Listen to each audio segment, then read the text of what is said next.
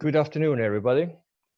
I would welcome you to today's EFG webinar, New Horizons for Geotechnics, the story of zero terrain.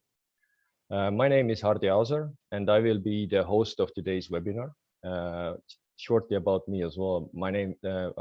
I am the president of the Geological Society of Estonia, and through that also I am the EFG delegate of the Estonian National Association. The European Federation of Geologists is periodically organizing these types of webinars to foster the professional development of our fellow geologists and also to increase the public awareness of the importance of geoscience. With that, I'm really happy to present to you today's speaker of the webinar, Mr. Peep Siitam. Peep has graduated as a civil engineer from the Tallinn University of Technology. He's an experienced board member with demonstrated history of working in the construction, power, and mining industries. With his experience in business and also in the public and non-profit sector, he has been an active leader in the design and implementation of long-term energy policies. He is also a founding member of a number of non-profit energy sector organizations such as Cleantech Estonia and also the Estonian Energy Cooperative. Just a little note is that during the presentation, you can also propose your questions by using the Q&A function. Based on the questions, our helpers from EFG will select a set of questions, and after the presentation, then Peep will have the chance to answer these as well. And I really urge you all to use the chance to ask the questions, so we'll get more information out from Peep as well. And with that, I would like to invite our today's presenter, Peep. So please, you can start the presentation when you are ready. Hello everybody. My name is Peep, as Hardi mentioned. Thank you, Hardi, for your kind introduction here. I have made, of course, a presentation, but as the English is not my mother tongue, it's really wise to start with video showing in good English what we are actually doing here. Here in Estonia, and just followed then by the presentation prepared.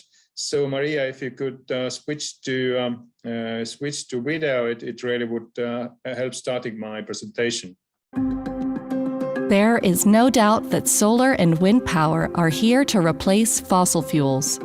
However, the key question to the power puzzle is how to store the excess energy.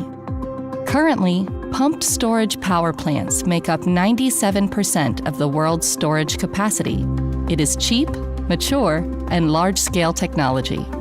Challenge, however, is the need for mountains, which significantly limits suitable locations for pumped storage plants worldwide. We have solved this problem by developing the zero-terrain technology. The technological innovation of the zero-terrain is the placement of the lower reservoirs into the Earth's crust and using the rivers, lakes, or larger bodies of water as the upper reservoirs of the storage plants. By removing the need for mountains, storage plants can now be built in areas near electricity generation or consumption, thus reducing the need to build long power lines. Zero terrain also creates a hybrid business model that remarkably improves financial viability for a pumped storage plant because of multiple revenue sources. In addition, the capacity can be easily increased if necessary, with a significantly smaller investment than in the mountains. Zero-terrain technology is certainly a huge step forward in energy storing. Zero-terrain can store large amounts of energy, affordable in places where it was not possible before. This helps the world to transform from a fossil-based to zero-carbon economy. Zero terrain, the geotechnical pumped hydro storage solution. Storing energy like never before.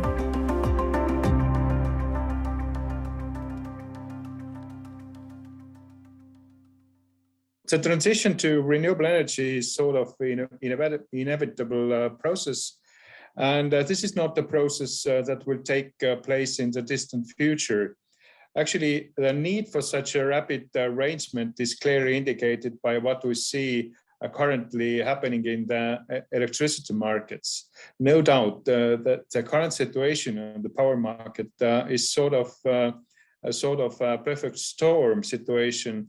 Low hydro in Scandinavia, low wind in continental Europe, high demand in Europe, and high demand and big worries about long-term gas prices in Asia. But the main lesson of this perfect storm situation is that we need a lot of more renewable energy into the system. And one of the biggest challenges in the transition to renewable energy is to maintain a balance between electricity generation and consumption, and at all times. This means flexible generation and consumption, but flexible generation and consumption means above all addressing the need for storage. There are a lot of challenges here. Fortunately, geotechnics has a pretty important role to play here. My presentation today is about the important role of geotechnics in energy sector, but not only. Geotechnics has many great untapped opportunities in other sectors as well. And we will briefly touch them briefly. Yeah. As humanity, we have burned most of the oil, gas, and coal resources accumulated by nature over many million years, just during last century, or maybe 150 years.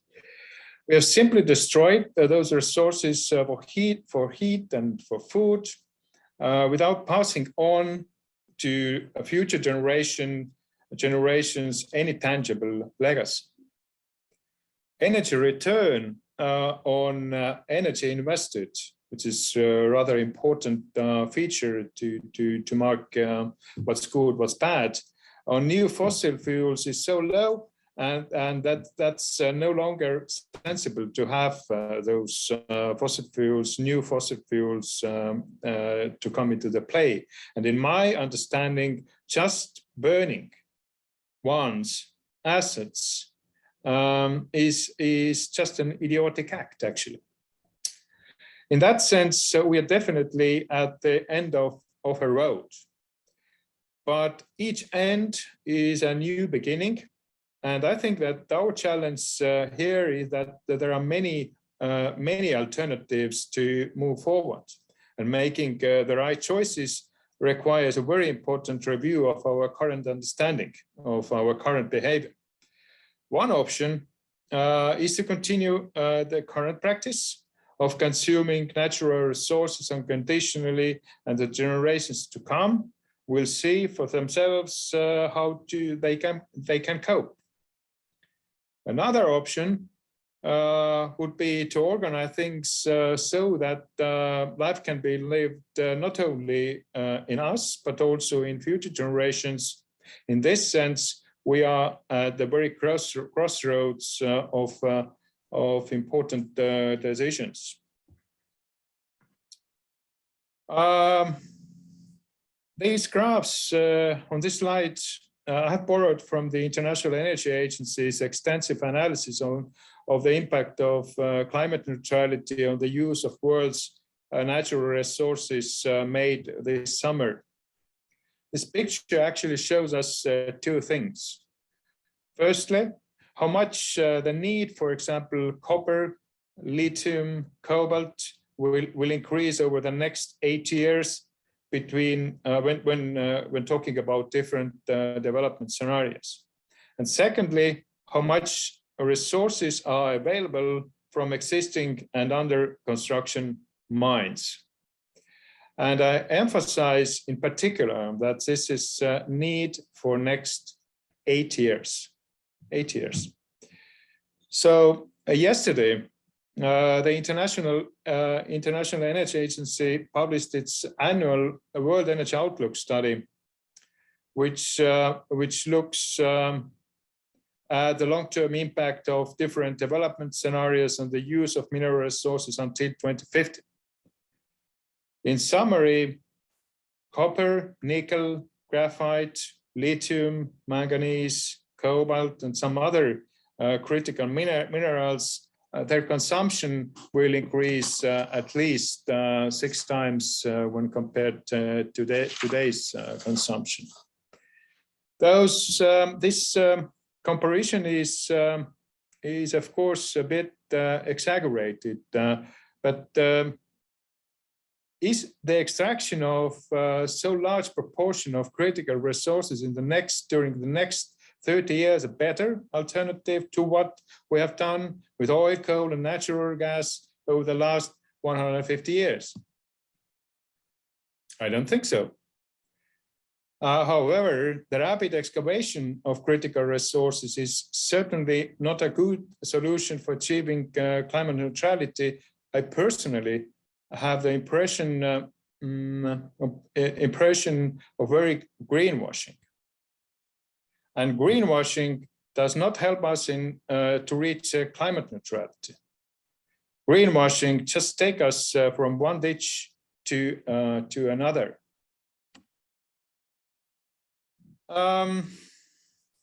In Energiasalv, this is a company I work for, we believe that energy technology now and in the future must meet all those criteria listed here at the same time. And I emphasize that simultaneously and all three. Firstly, we should allow only energy production with the lowest possible life cycle, environmental and material use. Secondly, it's understood that such energy production must have a low cost, definitely, and a high conversion efficiency.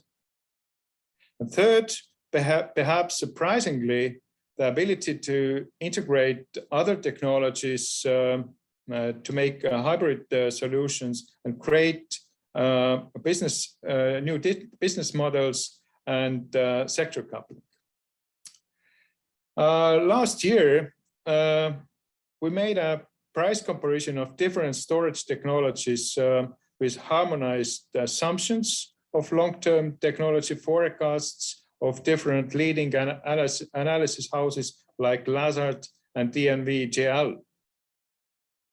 Classical pumped hydro storage, standalone hybrid renewable energy solutions with batteries, grid batteries, hydrogen as a peak energy source, and natural gas as a peak energy producer. Actually, those were the alternatives under evaluation. We also added the data of the underground pumped hydro storage of the project to be built in Paldiski, Estonia. I will discuss it shortly, using our zero terrain concept. And we received the following graph. The first on the left is a zero terrain. They're on the classic pumped hydro storage and all the other modes on the right. I will not go into the numbers here in detail, and I will just add one explanation to this graph. Behind the success of zero terrain in this ranking is the use of geotechnical opportunities. This means mining and energy storage sector coupling, which in turn means two different cash flows for the project and shared investment costs. And that's actually, those together plays a big role of achieving the best results. So zero terrain is a fairly classic underground pumped hydro storage solution. Such solutions have been going through in the literature as theoretical possibilities already for decades. But as far we know, this is the first project to come under construction and the first feasible project to start with.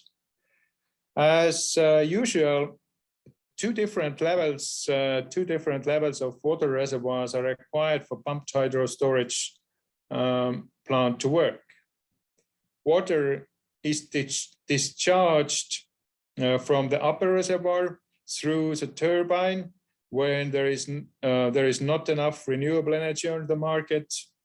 Fossil energy is traditionally needed, and the price of electricity is therefore high on the power market. With its low marginal cost, pumped hydro storage is the most cost-effective to manage electricity generation, eliminating the need for fossil fuels. If there is a lot of renewable energy on their market and the price of electricity is therefore very cheap, water is then pumped from the lower reservoirs back to the upper reservoir. In our case, it would be a sea.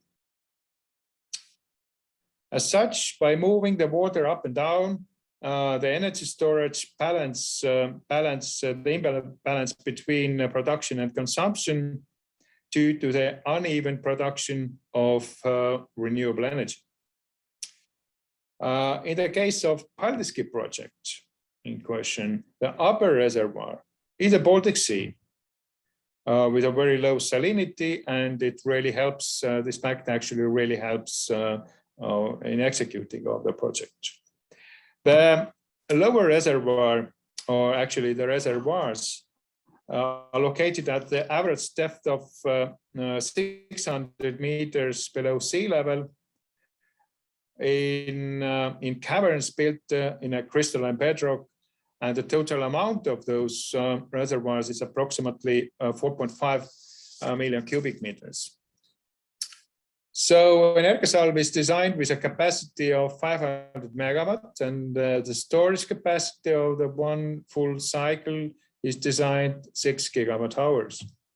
By moving water up and down in this way and storing renewable energy, Energiasalv in 2029, and this would be the year the plant would be commissioned, provide about 50%, 50% of the electricity consumed by the households in Estonia when the wind is not blowing or the sun is not shining. And you could see from the video that the biggest advantage of the zero terrain is that it can be built in places where previously the most affordable storage, I mean the pumped hydro storage, could not be built. It means in the flat areas.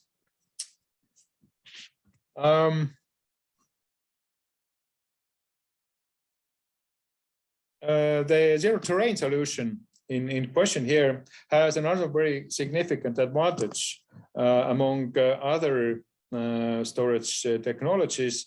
The zero terrain concept is designed so that the increase of the storage capacity is possible in parallel with the operation of the rest of the station.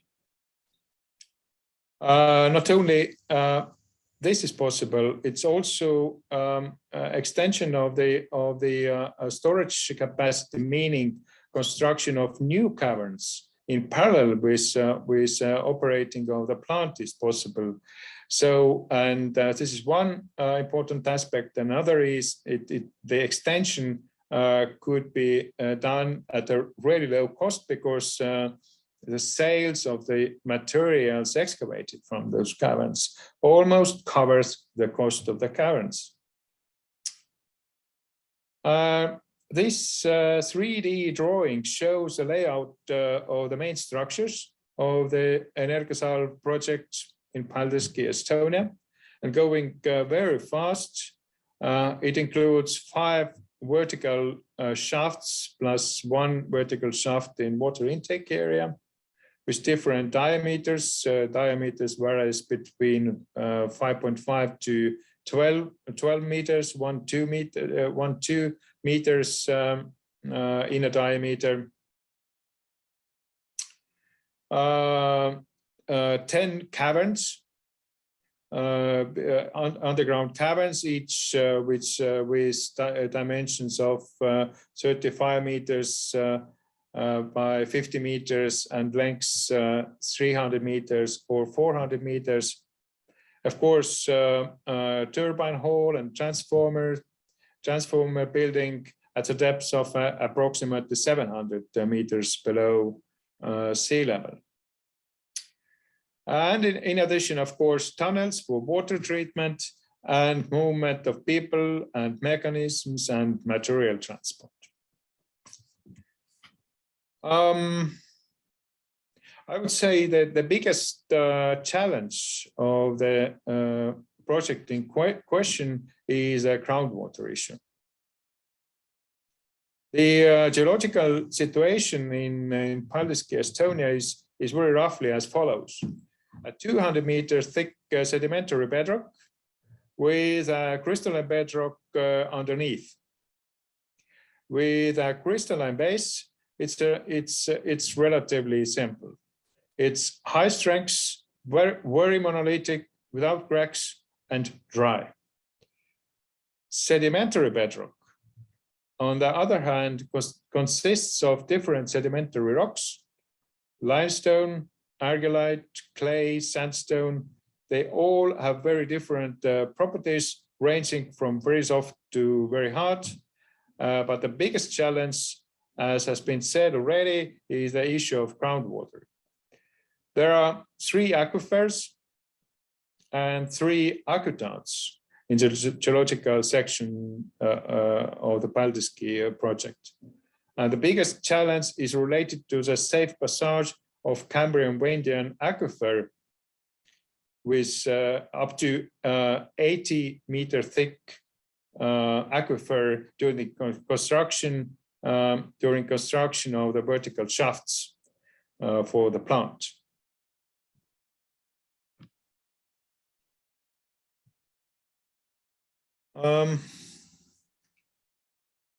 The properties of crystalline bedrock rocks are, of course, important not only because of the construction conditions. That's definitely true, but also important because of quality of the aggregates made out of the excavated material. Geological studies have shown somewhat surprisingly that the gneisses in the crystalline basement are located subvertically and consists therefore of different type of gneisses. Amphibolite, biotite amphibolite, biotite feldspar gneiss, migmatite, and quartz feldspar gneisses. Also, we are dealing with different rocks. Both the construction geological conditions necessary for construction and the mechanical properties of the rocks are quite similar, and they are really good. As a general and very unprofessional assessment, the results of the geological surveys were somewhat surprising, but fortunately in a positive sense.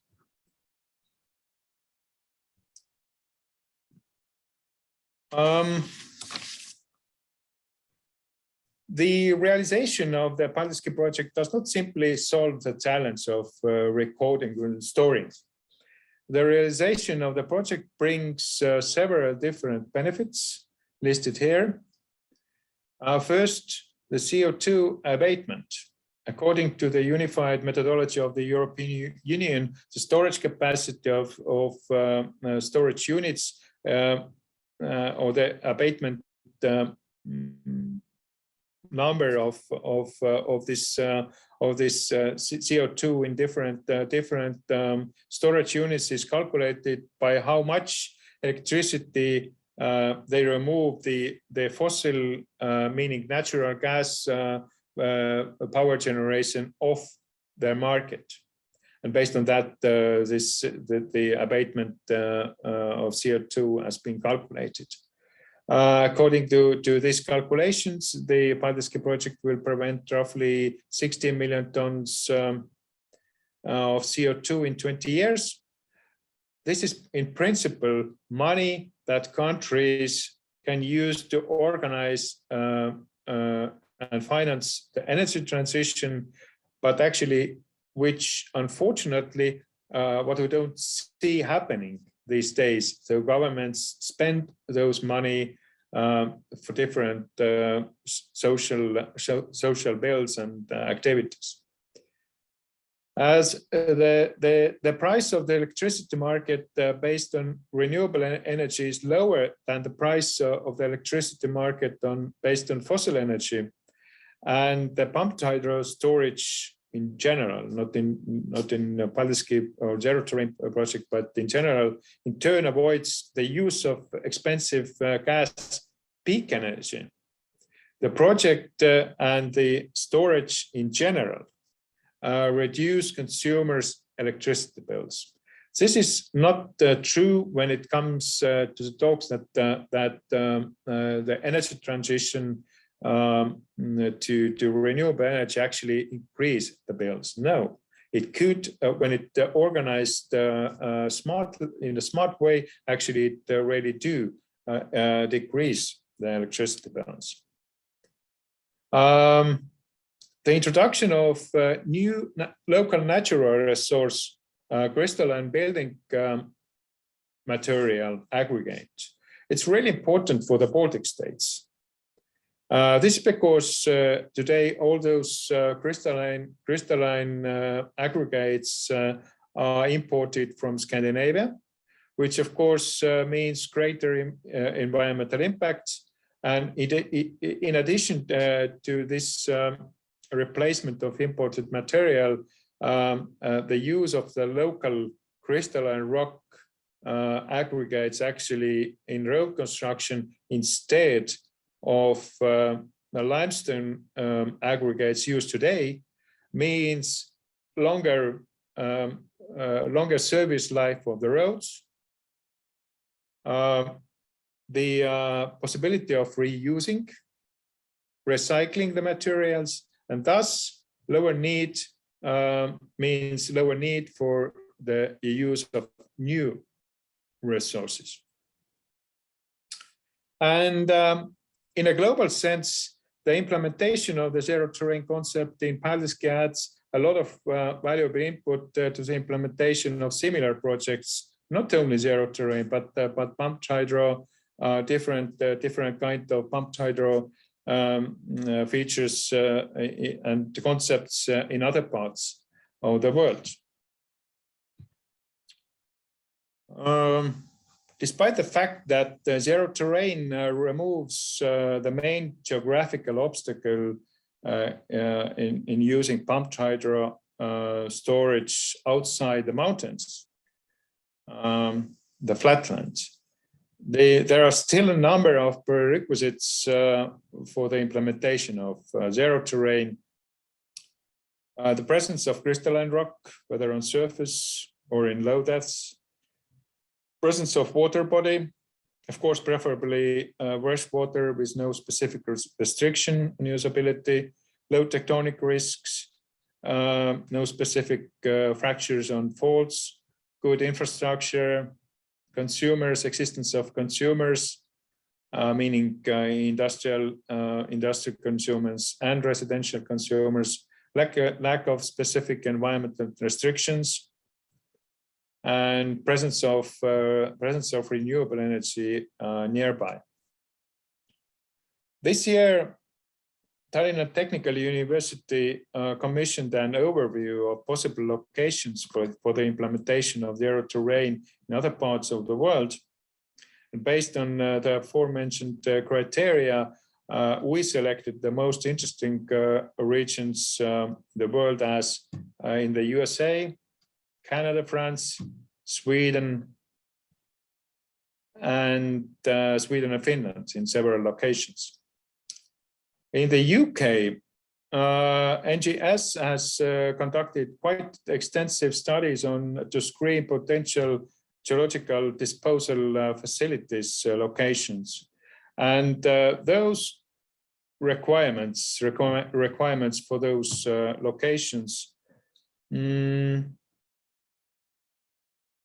related to strengths of the rock are quite similar to them for large underground caverns for pumped hydro underground pumped hydro storage.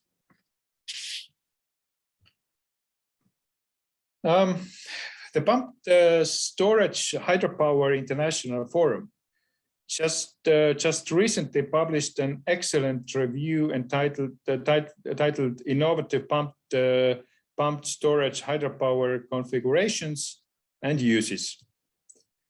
I will not refer to this work for a long time here. It can definitely be found on the internet with the help of this title. But this material really contains a complete list of different uses of hydropower to solve the world's global storage problem. It's noteworthy here because the geotechnics plays an important role in the implementation of almost all of these solutions. The publication of this material confirms my strong belief, my conviction that that geotechnics has much greater potential than it does today. Today life. The image on the left, actually on this slide,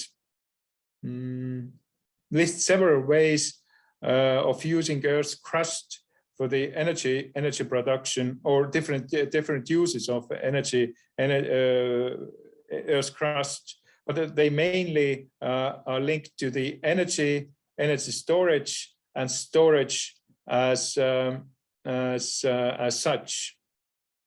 As this list is not exhaustive here and time is short at the moment. In short, once again, it's energy storage, energy generation, energy storage in general.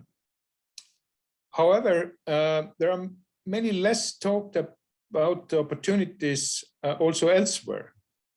For example, underground farming. That's no longer science fiction today. The picture in the middle actually showing an underground farm in the UK.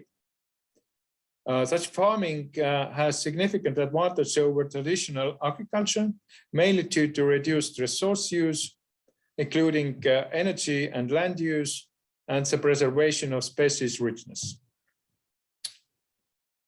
Another example of a little talked about possibilities related to the synergy involved in the phase transition of materials. In a high-pressure isobaric thermal environment, it's possible to successfully convert, for example, biomass or store carbon. Of course, this is also possible on the ground, but with additional use of materials, which, recording one of the previous slides, it's not a long-term competitive solution. Of course, there are more possibilities to use geotechnics in different way on a larger scale than those few examples here.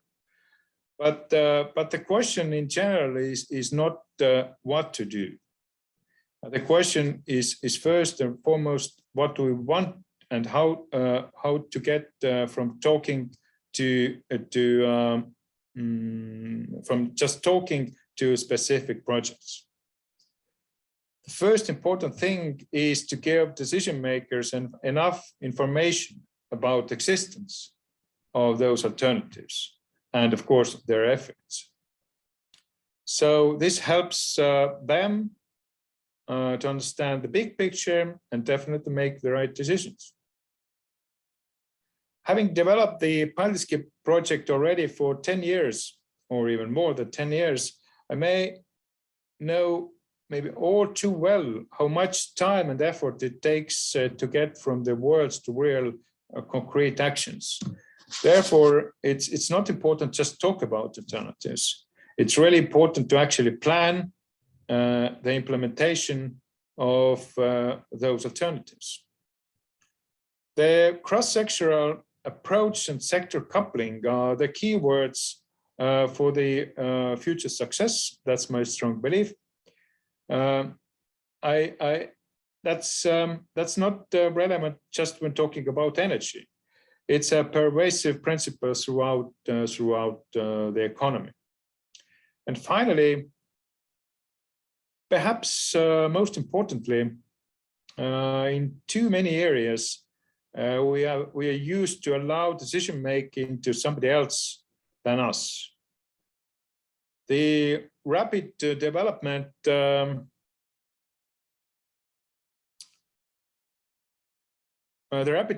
of technology in areas such as energy, transport, food production, medicine, etc., in fact, gives us many tools to make the decision we need as a communities, regardless of high and distant decision makers and perhaps complex regulations.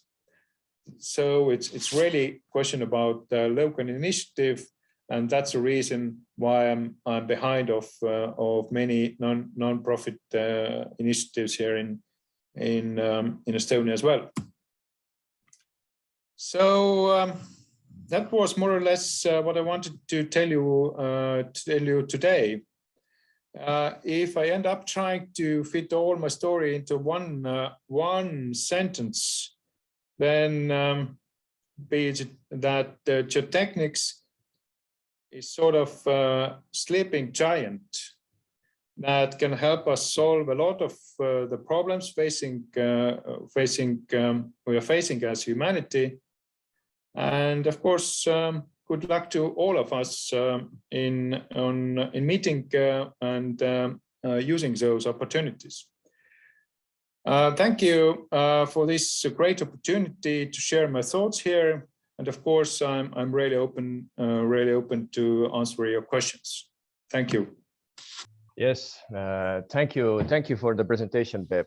I truly believe that large-scale energy storage is one of the key puzzle pieces that we will need a viable and scalable solution in the future, because this type of and I do think that this type of let's say out of the box thinking and novel solutions are something that we really need in order to actually succeed with the green turn ahead of us.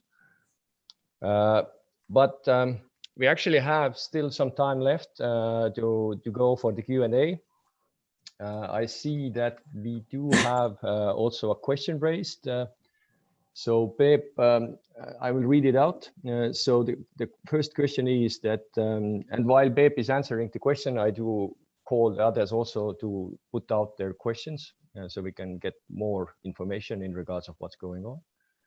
But so the first question is, can this what is the total efficiency of the system? Let's say if you put 1 megawatt-hour energy in to pump up water, how much megawatt-hour do you get when you produce back the electricity in the turbine?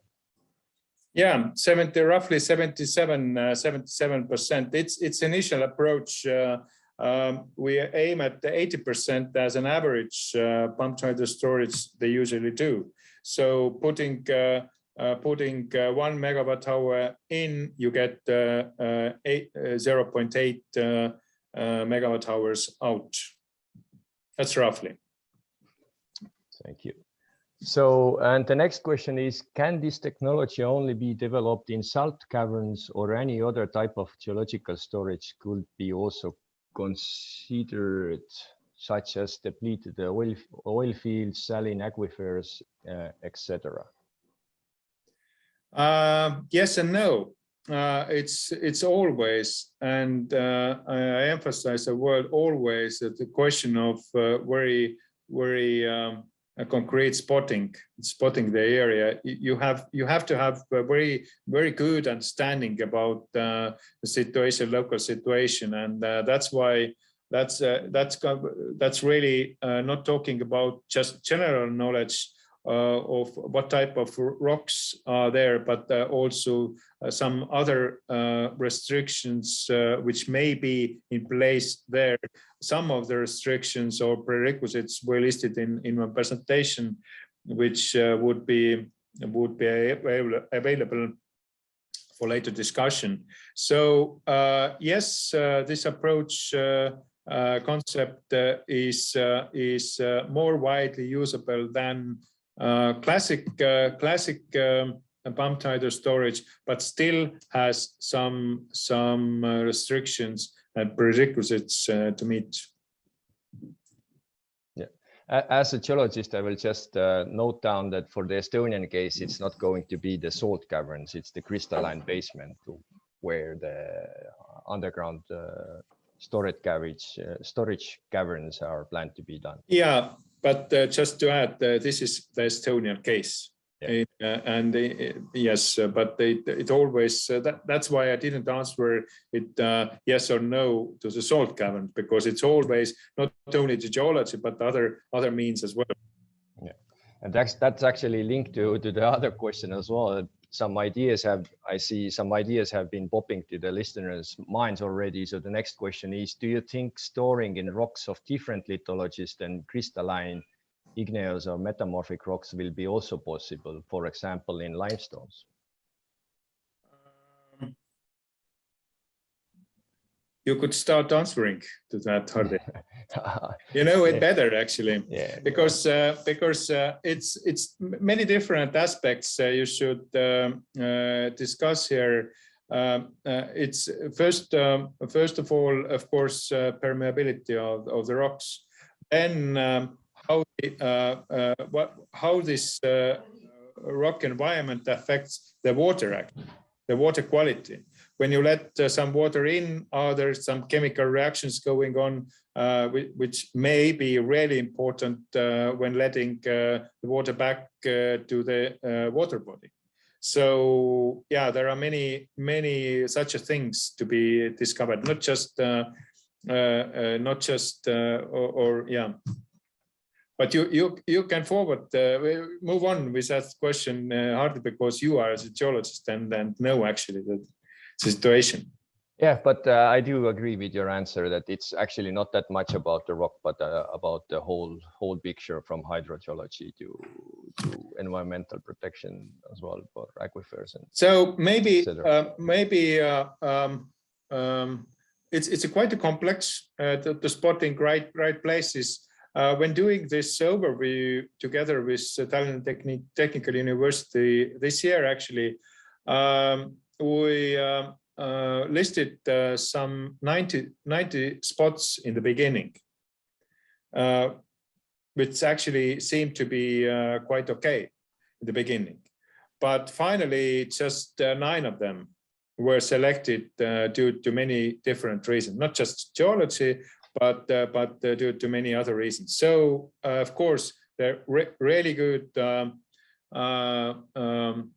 investigations of different aspects must be done when looking for the location. Yes. All right. Thank you. And now jumping to the next question, is this technology working when there are no previous in situ facilities such as wells, pipes, reservoirs from oil and gas or geothermal? So I guess the question is, if there is ground zero greenfield, is it still worth it? It's the Paldiski case is greenfield. There are a lot of underground, not a lot of, but different kind of concepts using underground mines as well. And the closest one to Estonia is Pyhäsalmi in Finland, which actually goes on pretty good. I just had talk with chat with those guys in charge of the development of that project. And in Finland case, they would use the existing mine infrastructure with a total depths of 900 meters. So, but when using an old infrastructure, you never can use take use of all of the infrastructure. You always have to have some new infrastructure, and in this case, having greenfield has its own preferences, of course. Actually, you already answered the next question, which was asking about using of the already available mines in other countries. So that's doable, and guys around the world actually doing that. Not only underground mines, but also quarries, using a different quarries. But here, of course, the height difference comes into the play. So it's really important when it comes to pumped hydro. The height difference between the water reservoirs is utmost important question. Yeah. All right. I would say I would also ask one question just to clarify for the attendees, and maybe during that time there will be some additional questions popping up. So please do use the chance. So from my side, I would just ask you to shortly just give an overview of the status of the studies, where you are at, where you are moving. You on the presentation you told that 2029 you plan to have the first commissioning, the production coming up. So maybe you can just open up this a little bit, what has been done and how far you actually are with this project. Yeah, that's a very good question. Actually, the history of this project goes back to 1980s, last century. So 40 years almost from there.